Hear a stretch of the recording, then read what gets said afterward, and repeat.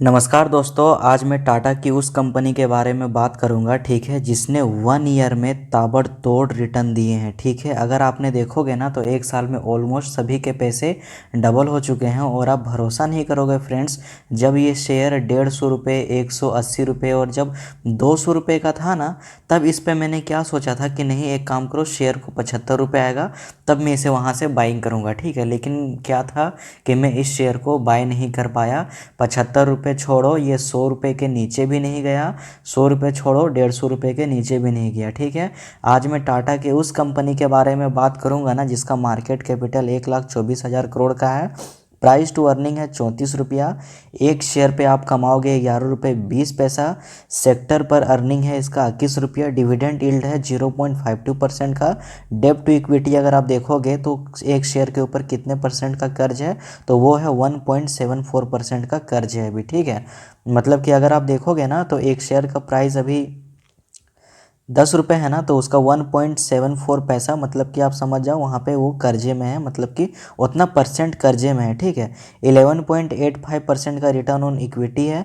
Price to sales, अगर आप price को सेल्स करोगे तो उसमें 2 रुपये 15 पैसा का यहाँ पे अर्निंग है। ठीक है, अब मैं आगे बात करूँगा इसके बारे में। तो जैसा कि इस शेयर का फाइनेंशियल आप यहाँ पे देखोगे ना, तो रेवेन्यू आपको देख के समझ में आएगा। यहाँ पे रेवेन्यू अगर आप देखोगे ना तो 2020 में थोड़ा रेवेन्यू कम हुआ था, लेकिन 2019 में 30, 2020 में 29, 2021 में 33, 2022 में 43 और 2023 में 56। तो 2022 में 43 का ये जो सीन है ना, यहीं पे ज़्यादा से ज़्यादा इन्वेस्टर्स ने यहाँ पे इस शेयर को लूज़ किया था। ठीक है, सबसे बड़ा रीज़न क्या है फ्रेंड्स, अगर आप किसी शेयर प्राइस को देखते हो ना, तो वहाँ जो बाइंग का जो प्राइस होता है ना, सबसे बड़ी चीज़ क्या है ना कि उस प्राइस को आप मत देखो। अगर उस शेयर्स को लेके अगर आपको बिलीव है, अगर आपको भरोसा है कि हाँ मैं इस शेयर्स के साथ में 5 साल अपना ज़िंदगी ज़रूर गुजार सकता हूँ, समझो, जितने भी शेयर्स है उसको आपको गले लगाना होगा, अपने साथ उसको चिपका के रखना पड़ेगा। भरोसा आपको जताना होगा कि हाँ मैं 5 साल इसे अपने ज़िंदगी के साथ अपने पोर्टफोलियो में रख सकता हूँ।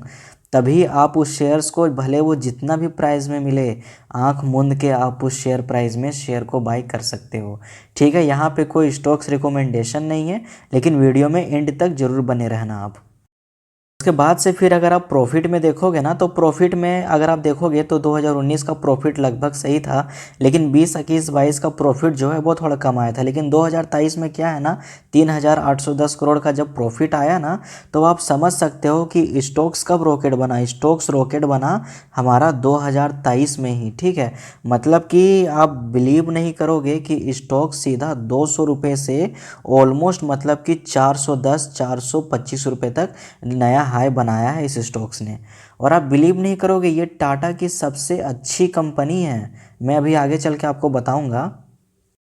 अभी यहाँ पे आप नेटवर्थ देखोगे ना, तो नेटवर्थ में पता चलेगा कि लगातार कंपनी का जो नेटवर्थ है ना, वो लगातार बढ़ते चला गया है। ठीक है, वो लगातार यहाँ पे घटा नहीं है। कंपनी का जो नेटवर्थ है वो लगातार बढ़ते चला गया है, चाहे आप कोई भी ईयरली ले लो, 2019, 20, 21, 22, 23। जी हाँ, आप सभी लोगों ने बिल्कुल ही सही गेस किया कमेंट में। उस शेयर का नाम है टाटा पावर कंपनी लिमिटेड, जिसका अभी एमडी सीईओ है डॉक्टर प्रवीण सिन्हा। और आप समझो कंपनी कब हुई फाउंडेड, 1919 में। आप समझ सकते हो ना, मतलब ऑलमोस्ट 104 साल पुरानी कंपनी, 1919 में। आप भरोसा नहीं करोगे फ्रेंड्स, मतलब टाटा इतना एडवांस, मतलब कि जो पावर कंपनी है वो 1919 में यहाँ पे स्टार्ट हुई थी टाटा का। ठीक है, अगर मैं यहाँ पे इसका शेयर होल्डिंग पैटर्न्स में देखूंगा ना, तो प्रोमोटर के पास मात्र 46% का हिस्सा, रिटेल के पास 26 का, अदर डोमेस्टिक इंस्टीट्यूशन के पास 11, फॉरेन इंस्टीट्यूशन के पास 9 और म्यूचुअल फंड्स के 5।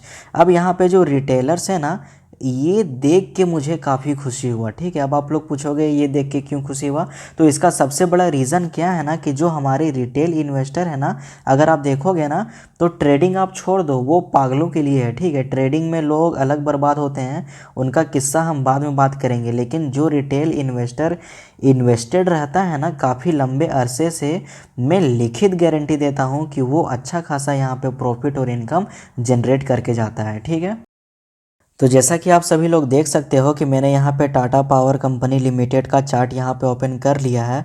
और ऑलमोस्ट अगर आप 5 दिन का रिटर्न देखोगे ना, तो 5 दिन में भी इसका जो है वो 2% का रिटर्न, 1 महीने में 8% का रिटर्न, 6 महीने में आप देखोगे तो ऑलमोस्ट 53% का रिटर्न। भरोसा नहीं कर सकते हो फ्रेंड्स, लेकिन 53% का रिटर्न इस कंपनी में हम लोगों को देखने को मिला है। वो भी कितना, 250 रुपये से लेके, आप समझ सकते हो 258 रुपये से लेके, ये देखो हाई बना है 425 रुपये का 7 मार्च 2024, ठीक है। उसके बाद ईयर टू डेट मतलब जनवरी से लेके अभी अप्रैल तक, नहीं सॉरी मार्च तक, कितना हम लोगों को रिटर्न मिला है तो 19%। इतना तो आपको एफडी में भी नहीं मिलता है। इतना आप कोई भी बॉन्ड में इन्वेस्ट कर लो, इतना 19-20% का रिटर्न आपको मिलना मुश्किल है। लेकिन अगर मैं यही 1 ईयर का रिटर्न देखूंगा ना, तो सॉलिड 115% का रिटर्न देख रहे हो ना, 183, मतलब 150 ऑलमोस्ट जो कंपनी है ना, मतलब कि मैं वेट कर रहा था कि 150 में रेट आएगा तो 150 में मैं बाई करूंगा, ठीक है। यहाँ पे लेवल कुछ भी नहीं है, आप देखो 183 था, लोग इंतजार करते रहे कि 150 जब आएगा तब मैं 150 में बाई करूंगा। लेकिन उसके बाद कंपनी ने क्या किया, 200 का शेयर प्राइस यहाँ पे हिट हुआ। 200 रुपये हिट होने के बाद लोगों को लगा नहीं अभी एक काम करो, 10-20 रुपये गिरने दो फिर मैं बाई करूँगा। लेकिन 200 के बाद क्या हुआ, 250 कंपनी ने यहाँ पे अपना जो है हाई बनाया, ठीक है। आप यहाँ पे देख सकते हो 250 कंपनी का हाई बना सितंबर में। 250 हाई बन जाने के बाद लोगों को लगा होगा नहीं 20-30 रुपये गिर जाने दो, उसके बाद बाई करूँगा। ये मेरा माइंडसेट है, मैंने मिस्टेक कहाँ कहाँ पे किया है ये मैं टाटा पावर में आप सभी लोगों को बताऊंगा, ठीक है। लेकिन 250 से भाई साहब आप भूल जाओ, वो कंपनी आके खड़ा होता है सीधा 300 रुपये में, ठीक है। अब मुझे लगा कि नहीं यार अब 250 पे आने दो तब बाई करूँगा, लेकिन नहीं, 300 से कंपनी चला जाता है 350 में, 350 से कंपनी चला जाता है यहाँ पे 400 में, और 400 से कंपनी चला जाएगा अभी 450 में, ठीक है। ऑलमोस्ट 395 रुपये आप यहाँ पे देख रहे हो ना, आपको समझ में आ रहा होगा। यही मैं अगर 5 साल का डाटा देखूंगा ना, तो 5 साल में कंपनी का जो ग्रोथ है ना वो बहुत ही शानदार रहा है। यहाँ पे मैं मानता हूँ कि 1 साल कंपनी का ग्रोथ बहुत ही बेकार था। आप यहाँ पे देखोगे ना, तो 2022 में 273 रुपये का शेयर प्राइस से 2023 तक देखना मार्केट जो था कंप्लीट नेगेटिव था। ये आप देख सकते हो 2023 तक 273 से कंपनी ने यहाँ पे 200 रुपये में अपना जो है लो बनाया हुआ था, ठीक है। और उसके बाद जो बूम कंपनी ने पकड़ा है यहाँ पे, आप समझ नहीं सकते हो कि इस कदर तेज़ी। इसलिए कहता हूँ कि स्टे इन्वेस्टेड। जल्दबाजी के चक्कर में रहोगे, जल्दबाजी के चक्कर में आपका सारा का सारा पैसा यहाँ पे स्वाहा हो जाएगा। लेकिन अगर आप यही यहाँ पे एक लॉन्ग टर्म के लिए अगर आप यहाँ पे इन्वेस्टेड रहोगे ना, तो लॉन्ग टर्म इन्वेस्टेड में क्या होता है ना कि आपको जो है वो अच्छा खासा रिटर्न ऐसे ही मिलेगा। और 435% में क्या पता 200% रिटर्न आपके यहाँ पे बन रहे हो। तो ये सारी चीज़ें जो है ना फ्रेंड्स, ये सारी चीज़ें आपको समझनी होंगी। जब तक आप ये सारी चीज़ें समझोगे नहीं ना, तब आप एक सक्सेसफुल और अच्छा इन्वेस्टर कभी बन नहीं पाओगे, ठीक है। अब कंपनी के बारे में हम लोग फाइनेंशियल्स के बारे में बात करते हैं, ठीक है। फाइनेंशियल के बारे में अगर आप बात करोगे ना, तो आप देखो कंपनी का सीईओ अभी प्रवीण सिन्हा, जो कि मैंने बताया था। एम्प्लॉय आप देखो, एम्प्लॉय 21,661, इतना ज़्यादा एम्प्लॉय, आप समझ सकते हो ना। मतलब एक समझ जाओ तो एक कहा जाए तो सरकारी कंपनी से भी ज़्यादा इसमें एम्प्लॉय हैं भाई। हेडक्वार्टर मुंबई, फाउंडर है डोराबजी टाटा, ठीक है। पेरेंट ऑर्गेनाइजेशन है टाटा ग्रुप का, और रेवेन्यू है $7.1 बिलियन का, मतलब 56,547 करोड़ का। अगर आप यहाँ पे क्वार्टरली फाइनेंशियल देखोगे ना, तो आपको समझ में आएगा कि भले ही इसका क्या है कि कॉस्ट ऑफ रेवेन्यू 4.13% का है, लेकिन नेट प्रॉफिट मार्जिन भले ही घटा हो, लेकिन इस कंपनी पे इन्वेस्टर्स जो हैं वो लगातार भरोसा बनाए हुए हैं कि लोगों को लग रहा है कि नहीं। आप समझ रहे हो ना। अगर आप यहाँ पे कंपेयर करोगे ना, तो कंपेयर आप करोगे ना किसी के साथ भी कंपेयर करो। आप एक काम करो, आप यहाँ पे निफ्टी के साथ कंपेयर करो, ठीक है। निफ्टी ने ऑलमोस्ट कितना का रिटर्न दिया है 3 महीने में, 3% का, और टाटा पावर ने 19% का। अब मैं 6 मंथ का बात करूँगा, 14%, इसने 50%। ये होता है फ्रेंड्स इन्वेस्टिंग का फ़ायदा, ठीक है। अब यहाँ पे normally asked questions, normal questions क्या है गूगल पे, ये आपको समझना पड़ेगा। इस टाटा पावर अ बाय और सेल, टाटा पावर को बाय करना चाहिए या खरीदना चाहिए। तो 3 एनालिस्ट ने यहाँ पे स्ट्रॉन्ग बाय रेटिंग दिया है, और सेकंड एनालिस्ट ने बाय रेटिंग दिया है, 5 एनालिस्ट ने गिवन को सेल का रेटिंग दिया है। मतलब जो 3 एनालिस्ट हैं उनका कहना है कि आप स्टॉक्स को स्ट्रॉन्ग बाय कर सकते हैं, 2 एनालिस्ट का कहना है आप सिर्फ बाय कर सकते हैं और 5 एनालिस्ट का कहना है कि आप सेल कर सकते हैं। लेकिन मैं सेलिंग कराए बिल्कुल भी नहीं दूंगा, अगर कोई ख़राब सिचुएशन आए तभी आप सेल करना है यहाँ पे, ठीक है। चलिए ये इस क्वेश्चन को हम लोग स्किप करते हैं। अब बात करते हैं कि टाटा पावर ओवर वैल्यूड है या अंडर वैल्यूड है, ठीक है। तो अगर आप यहाँ पे देखोगे ना, the interesting value of one Tata power stock under the base case scenario is 336 Indian rupees compare to the current market price of 390। Tata power company limited is over valued by 14%। तो भाई साहब इनका कहना है कि 14% शेयर जो है वो ओवर वैल्यूड है, लेकिन कोई फ़र्क नहीं पड़ता, कंपनी फुल्ली ट्रस्टेबल है, ठीक है।